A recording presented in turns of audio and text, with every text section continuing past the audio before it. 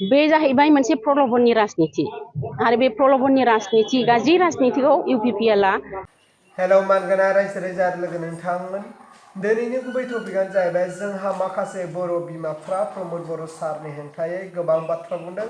थामहिनबा प्रमोद बर' सारजों लोगोसे इउपिपिएल सरकारखौ रागा जोंनाय फैदों। दिनै माखासे बर' बिमाफ्रा दिनै प्रमोद बर' सारखौ फंसे बाथ्रा बुंदों आरो बे बाथ्राया मा जे प्रमोद बर' सारा लेखा गोरोंखाय जों बेखौहाय फोथायनायजों जों बयबो भटखौ होदोंमोन बिथांनो। नाथाय बिथाङा देरहाखांनायनि उनाव जों महिला आइजोफोरखौ दिनै जेबो नायफिनासै। अरुणोदयनि राङाथ' बहुत गोजाननि बाथ्रा, बायदिसिनायाव फैनाय रांफोरखौ जोङो थाइसेबो मोननो हायाखै होननानै दिनै बर' बिमाफोर बुंनायखौ जों नुनो मोन्दों रायजोफोर।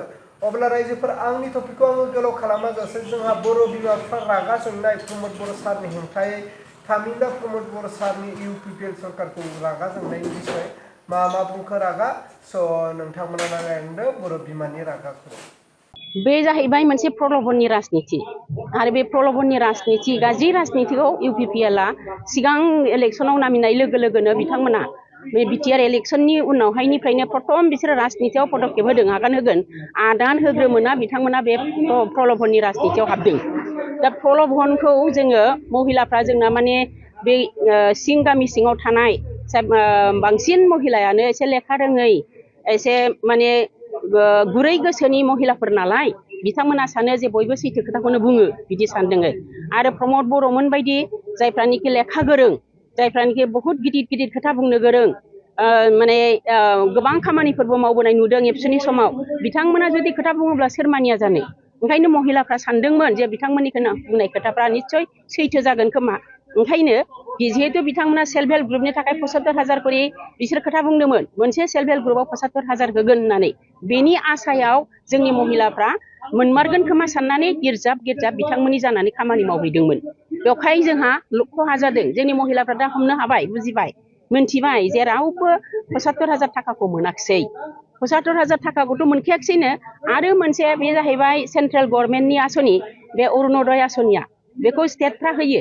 दा स्टेट गभर्नमेन्टनिफ्राय बियो बिजेपिनि मोनसे आसनि, इउपिपिएलआ बेखौ बिसोरो गावसिनि आसनि होननानै बिसोरो फर्म नंखाय नकल फर्म प्रिन्ट खालामनानै बेवहाय ट्रेक्टरनि छबि आरो बिबारनि छबि होनानै बेखौ जोंनि महिलाफोरनो मिटिं खालाम बेखौ रानै होबाय। बिसोर सानबाय बे फर्मखौ जुदि जों फैसा होनाङालासिनो ओरैनो मोनदोंबा, बे फर्मनिफ्राय जों 1200 थाखा 1250 थाखा मोनोब्ला बेवहाय जोंहालाय माथो खथि दं। ओंखायनो महिलाफ्रा गिर्जाब गिर्जाब बिसोरजों सहाय खालामदोंमोन, हेल्प खालामदोंमोन, मदद खालामदोंमोन। खिन्थु दा नुनो मोनबाय रावबो मोनाखिसै। सेल्फ हेल्प ग्रुपनि 75 थाखाखौबो मोनाखिसै आरो रावबो बेबायदि अरुणोदयनि आसनिखौबो मोनाखिसै। खारन अरुणोदयआ मोनसे क्राइटेरिया दङ, मोनसे नेमखान्थि दङ। बे नेमखान्थिजों थाङाबा अरुणोदयखौ मोना। दा जोंना महिलाफ्रा रावबो मोनाखिसै नालाय आंगायबाय। आंगायनानै दा बिसोरो जों आइजो आगोलनिफ्रायनो जों आइजो आफादबो खालामनानै फैनाय हिसाबै आइजोफोरनि जि गोसोनि लुबैनाय सान्थि गोजोन आरो गथ'फोरनि निरापत्ता, बेनि खाथिराव दा जोङो गासैबो महिलाफ्रा, बांसिन महिलाफ्रानो दा जोंजों दङ। आरो बे आसनिफोर, अरुणोदय आसनियानो होन बा सेल्फ हेल्प ग्रुप 75,000 थाखायानो होन, बेफोरखौ दा बिथांमोना बावगारलांबाय। आरो गासैबो महिलाफ्रा जोंनि जानानै दा बिपिएफनि थाखायनो सिन्था खालामो आरो निस्सय बिपिएफनि थाखायनो फैगौ 2025 सननि जेनिखि बिटिसि इलेक्सन, बे बिटिसि इलेक्सनाव जोंनि महिलाफ्रा खामानि मावगोन। जोंनि बे बिटिसि दानायाव जि सोमावसारनाय जाबोदों, बे समनिफ्रायनो मुख्य भुमिका लाबोबाय थादों, माने गाहाय बिबानखौ लाबोबाय थादों। आरो आइजोफ्रा जेब्लायबो बेनि थाखाय सांग्रां जे जोंनि फिसा फिसौफ्रा सान्थियाव थानो मोननांगौ। जोंनि जि एरिया, जोंनि जि साहित्य सासित ओनसोल, बे ओनसोला बिटिसि ओनसोला सुखआव थानांगौ, सान्थियाव थानांगौ। जोंनि फिसाफ्रा सान्थियाव थानो मोननांगौ। जोंनि फिसाफ्रा ओंखाम रसा नांनो मोननाय नङा। जोंनि फिसाफ्रा लेखा फरा फरायनो मोननांगोन। जोंनि फिसाफ्रा बेफार बानिज्य खालायनानै जायगाखौ उन्नति खालायनो थाखाय बिसोरो खामानि मावनो सुबिदा मोननांगोन। आरो जों लुबैयो जे बेफोर गासिबो जोंनि बिमा माहारिनि जि साननाय हनाय बेफोर बास्तबआव महर मोननांगौ।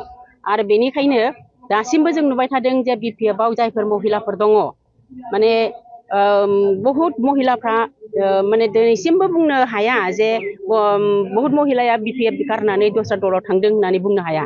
जोंनि महिलाफ्रा आगोलाव जेसेबां बिपिएफआव दंमोन लोब लोब दाजेननायनिफ्राय बेसेबां मोनलाय 2003 आवहाय बिटिसि एकर्ड जानायनि समाव लैहोर लैहोर महिलाफ्रा बर'ल' नङा बर' अनाबर' गासिबो महिलाफ्रा बिपिएफआव जब खालामजोबदों माने सापर्ट खालामजोबदों आरो बेफोर महिलाफ्रा खुनु रावबो माने मेक्सिमामानो बिपिएफजों दङ आरो जोंनि लुबैनाया बेनो जे जोंनि ओनसोला सान्ति जानांगौ निरापत्ता जानांगौ निरापत्ता मोननांगौ जोंनि गासिबो फिसा फिसौफ्रा बेवहाय खुनु जाथि हारिनि खोथा गैया एकथायै थानांगौ खौसेयै जोंनि ओनसोलखौ उन्नयननि थाखाय जौगासारनायनि थाखाय बयबो खामानिखौ मावनो मोननांगौ बे आसायावनो जोंनि महिलाफोरखौ जोङो बुंदों जे दस्राफोरनि बे गुबुन गुबुन राजखान्थि हान्जाफोरनि जेनेखि थगायनाय राजनिति प्रलबननि राजनिति बे राजनितिखौ खोनासंनो नाङा बिसोरनि खोथाफोरखौ आरो जोंना जिहेतु सासे गोख्रों नेता दङ जायखौ जोङो बुंनो सानो जे जोंनि गासिबो गांनाय उखैनायनि नोजोर होनो हाग्रा जोंहा सासे नेता दङ आरो बेनो जाबाय हाग्रामा महिलारि बिथाङा बयनिबो गांनाय उखैनायखौ बुजिनो हायो आरो बयनिबो निरापत्तानि थाखाय बिथाङा खामानि मावनो हायो गतिके जोङो महिलाफ्रा बिथांनि सायावनो आस्था लाखियो बिथांनि सरकार फैफिननांगौ आरो निस्सय बिथांनि सरकारा फैफिनगोन आरो बेनि थाखायनो गासिबो महिलाफ्रा जयै खौसेयै थानानै जोङो फैगौ जि इलेक्सन 2025 नि बे इलेक्सनाव बिटिसिआव आरोबाव बिपिएफनि सरकारा फैफिननांगौ बेनि थाखाय जोङो आइजो माहारिफोरनिफ्राय महिलाफोरनिफ्राय जोङो बिथांखौ जेसेबां हायो जोङो नाजागोन सेस्था खालामगोन जाहाथे जों सरकारखौ गठन खालामनो हायो।